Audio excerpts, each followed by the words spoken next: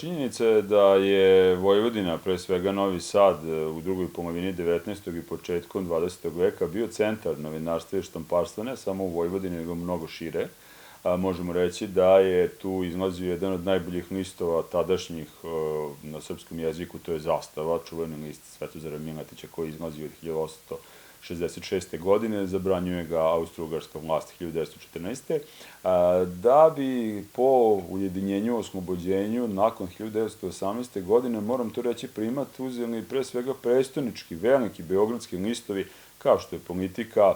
kao što je Vreme, Pravda, braće Sokić i tako dalje. Hoću da kažem da je Novi Sad pa i Vojvodina izgubio taj primat koji je imao do Prvog svetskog rata u novinarskom smislu. Ipak je Beograd bio mnogo veći grad, veći centar, ljudi su, novinari kvalitetni odlazili tamo i zbog toga možemo reći da Vojvodina na neki način i Novi Sad dobija pomalo, marginalne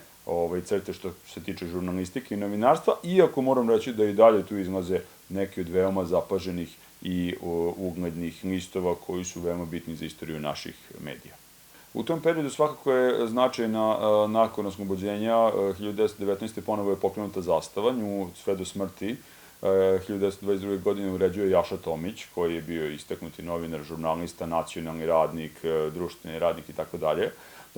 kog su pratile mnoge kontroverze, treba i to reći, ali je činjenica da je tu niz drugih medija koji su i tekako bitni, recimo Jedinstvo, list koji je bio blizak ondašnjoj Demokratskoj stranci koju uređuje Jovan Hranilović, čuveni isto tako javni radnik, humanitarni radnik, nacionalni radnik, čovek koji je bio i pesnik i književni kritičar. Takođe i veliki značaj lista Jugoslovenski dnevnik koji počinje 1930. godine da izlazi u Subotici, uređuje ga Fedor Nikić, čuveni profesor univerziteta, istaknuta ličnost u Vojvodini u međuratnom periodu i takođe treba istaći tu i nakon gašenja Jugoslovenskog dnevnika koji Subotice prelazi u Novi Sad. U 1935. godini je Daka Popović, inače prvi ban Dunavske Banovine, čovjek izuzetno značajan i ugledan u ondašnjem društvu, pokreće Dan. Dan je bio list koji je izlazio sve do 1941. godine, koji je posebno bio antifašistički nastrojen, videli su ugledni ljudi da počinje bujanje fašizma, nacizma i zbog toga su odlučili da pokrenu Dan koji, kažem, da je imao izuzetno senzibilan uređivački tim baš na tu temu borbe protiv fašizma, protiv nacizma, tako da možemo reći da su ovi ljudi koji pominjem i tekako bili ugledni i značajni. Naravno, bio je tu i Kamenko Subotić i Petar Konjović, bio je tu naravno i Mita Knicin koji kasnije ima veoma značajnu ulogu u međuratnom periodu što se tiče štampe na području Vojvodine. Moram reći da je Novi Sad imao i prvi tabloid koji se zvao Savremeni Novi Sad, urednik je bio Velislav Veca Spasić, tu je bio i Dušan Čamprak koji je bio izdavač i štampar i vlasnik delom tog lista, tako da možemo reći da je to zaista klasičan jedan tabloid koji se bavi raznim skandalima, aferama, gde se realizuje prostitucija u Novom Sadu, kokainske afere, gde se formira divlja nudistička plaža u gradu i tako da, znači možemo reći da je veoma koloritan, veoma interesantan, da ima puno karikatura i to veoma zapaženih karikatura, fotografija nema baš nekih koje mogu da se mere sa današnjim tabloidima, ali eto i to je na neki način doprinos razvoju ukupnog novinarstva na ovim prostorima, tako da možemo reći da je i po tom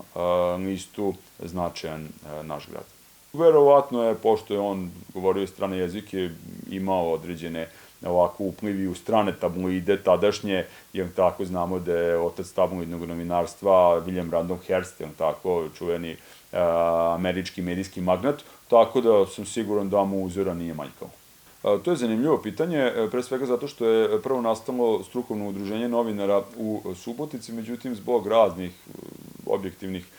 okolnosti nije dugo potrajalo. Sa druge strane možemo reći da je Jovan Hranilović inicirao da se 1922. godine pokrene novosadska sekcija Jugoslovenskog novinarskog udruženja. On je napravio u jednom onako najelitnijem lokalu tadašnjem hotelu, tako, novinarski bal, gde se okupilo zaista krem ondašnjeg novosadskog društva, jer je ustanovio da novinari, nažalost, ne mogu u nekom, ekonomskom i socijalnom smislu da normalno funkcionišu i zbog toga inicirao pokretanje tog društva koje će se solidarisati sa bolesnim novinarima, novinarima koji su socijalno ugroženi i možemo reći da je, zahvaljujući svom autoritetu i poštovanju koje je, bez obzira na ideološko, političko i svako drugo usmerenje ostalih medija, ondašnjih i novosadskih, postojalo, on je zaista okupio novinari i moram reći da je, recimo, tu bila i nacionalna ravnopravnost. Hranilović je bio predsjednik, recimo, Wilhelm Ehrenwald Dorotka iz Deutsche Volksblatta, nemačkog medija na nemačkom jeziku, je bio potpredsjednik, tako, kolega iz mađarskog jednog medija bio sekretar udruženja i tako dalje, zaista se pazilo i na tu neku nacionalnu ravnopravnost, zastupljenost i možemo reći da su oni napravili jedan solidan fond, jer su organizovali novinarske zabave. To su bile zabave gde su se igrale baletske igre, gde su bili recitali, gde je zaista jedna ozbiljna, možemo reći, umetnička jedan umetnički ugođaj i zbog toga možemo da definitivno kažemo da je Jovan Hranilović zaista na ponos našem novinarskom udruženju današnjem, zato što je zaista pokazuje veliki senzibilitet kako da pomogne novinarima, kako da se udruže, kako da se okupe, kako da zanemare razlike koje su, kao što i danas postojale i onda, i zato možemo reći da je zaista to strukovno novosadsko udruženje i tekako napredovalo, lepo radilo, kasnije Mitak Nicin, nakon smrti Jovana Hranilovića preuzima to novinarsku sekciju novosadsku i zaista kažem da je to primer kako se može i tekako dobro organizovati sedma sjela. Kada je došla mađarska okupacijona vlast, ona je zabranila sve medije koje izlaze na srpskom jeziku i na ćirilici, međutim, odlučili su već krajem 1941. godine da dozvole upravo pomenjenom Velislavu Veci Spasiću, koji je bio urednik tabloida i tako dalje, da sa Dušanom Čamparovom, kog sam pomenuo, sa nekim drugim novinarima, pokrene medij koji se zvao Nova pošta. To je medij koji izlazio na ćirilici, na srpskom jeziku i izlazio sve do 1944. godine, do septembra meseca, kada je došlo do kraja pogođene štamparije u bombardovanju savezničkom, a i približio se kraju okupaciji. To je list koji je definitivno nastojao da pacifikuje ne samo građane srpske nacionalnosti, već sve koji bi želeli eventualno pruži neki otpor okupaciji i zbog toga možemo reći da je to jedan primer ne baš časnog, čak šta više, nečasnog, primer novinarstva i zato možemo reći da ipak je zanimljivo, ja sam izučavao tu Novu poštu, njihova struktura je interesantna, naravno ima sve najbolje na frontovima,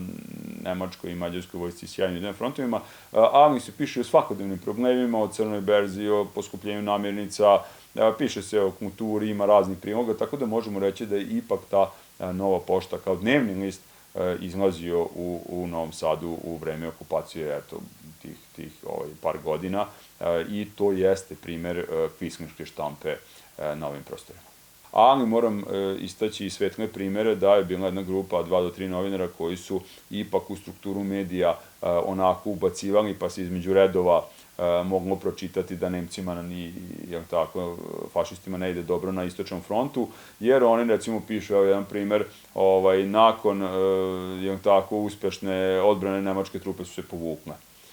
Kakva je uspešna odbrana ako su pobegli, ako su se povukli. I onda kaže, nemačka vojska je veoma uspešno forsirala Dnjepar koji je bio pokriven tankim ledom, mislim kako su mogli pređu reku gde je tanak led i tako dalje. Sad to su vremenom mađarske okupacione snage i uvidele, pa je onda tih par novinara koji su bili svesni antifašisti završili u koncentracionom logoru, ali eto, ipak imamo primere i tog medijskog otpora i tog novinarskog, žurnalističkog organizovanja podzemnog, naravno, da se na neki način ukaže čitaocima da nije sve tako crno i da će doći sloboda. Naravno da je urednik Veca Spasić to platio, to svoje angažovanje na strani okupatora. On je 1944. godine, kad su partizani oslobodili Novi Sad i ušli kao saradnik, kao Kvislin, kao saradnik iz sluga okupatora, streljan od strane partizana, tako da možemo reći, i osuđen, naravno, onaj vojni sud ga je osudio zbog toga što je širio neprijateljsku propagandu.